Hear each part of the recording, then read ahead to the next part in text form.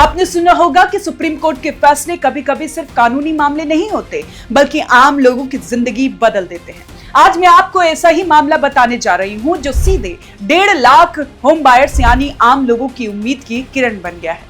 ये मामला है सुपरटेक प्रोजेक्ट्स का, जहां कोर्ट ने 470 खरीदारों को सीधे राहत दी है।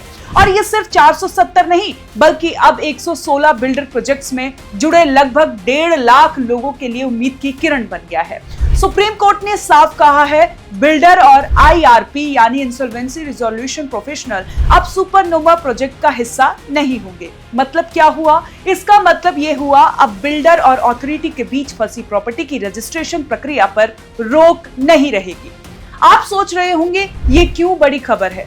असल में पिछले 8 सालों में सुप्रीम कोर्ट के ऐसे कई फैसले आए हैं। इन फैसलों की वजह से लगभग 20,000 फ्लैट खरीदारों को उनके घर मिल चुके हैं, लेकिन इसके कारण अथॉरिटी को लगभग 30,000 करोड़ रुपए का सीधा नुकसान झेलना पड़ा। सुपरटेक के अलावा ये फैसले आम्रपाली, यूनिटेक और 3C प्रोजेक्ट्स में भी लागू हुए। अब सवाल ये है कि नोएडा क्षेत्र में कई बड़े प्रोजेक्ट्स अभी भी अटके हुए हैं, ये इंसॉल्वेंसी प्रक्रिया में है। अगर सुप्रीम कोर्ट इन प्रोजेक्ट्स पर भी पहले जैसे फैसले देता है तो अनुमान है कि अथॉरिटी को 34,000 करोड़ रुपए का नुकसान उठाना पड़ सकता है। मतलब ये हुआ, नोएडा का विकास रुक सकता है और अथॉरिटी अपनी मौजूदा आर्थिक स्थिति से 10 साल पीछे चली जाएगी। लेकिन राहत की किरण ये भी है, जम्मू और कश्मीर के retired chief justice MM Kumar की अध्यक्षता में एक कमेटी बनाई गई है जो पूरे प्रोजेक्ट्स की देखरेख करेगी, सुनिश्चित करेगी कि काम पूरे हो और खरीदारों को उनके घर मिले। अभी सुपरटेक के 18 प्रोजेक्ट्स में 27,000 खरीदार इस आदेश को लेकर उम्मीद में हैं। खरीदारों का कहना है कि अब उनके सपनों का घर बिल्डर और अथॉरिटी के बीच बकाया विवाद की वजह से फंसा नहीं रहेगा। मतलब वो आखिरकार अपने घर में कदम रख पाएंगे। लेकिन मामला इतना आसान नहीं है। 19 बिल्डरों और अथॉरिटी के बीच अभी भी लगभग 25,000 करोड़ का बकाया कोर्ट में पेंडिंग है। 12 ऐसे बिल्डर हैं जिन्होंने जमीन आवंटन के बाद भी अथॉरिटी को पैसे नहीं लौटाए।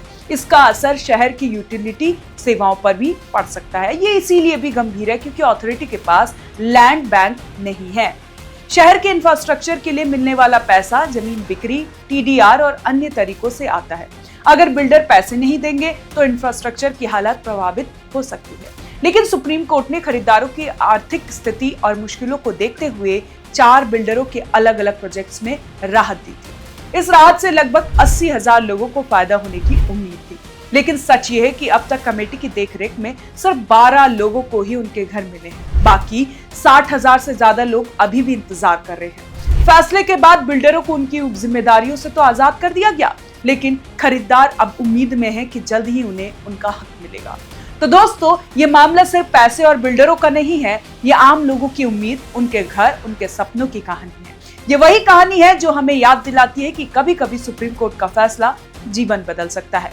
अगर आप भी अपने सपनों के घर के बारे में सोच रहे हैं या जानना चाहते हैं कि नोएडा में ये फैसले कैसे असर डाल सकते हैं, तो इस वीडियो को अंत तक देखिए, क्योंकि ये मामला सिर्फ नंबर या बिल्डिंग का नहीं है, ये आपके और मेरे जैसे लोगों के जीवन से जुड़ा हुआ है। कैसी लगी आपको ये जानकारी? आप हमें कमेंट कर जरूर बताएं और देखते रहें ONOG न्यूज।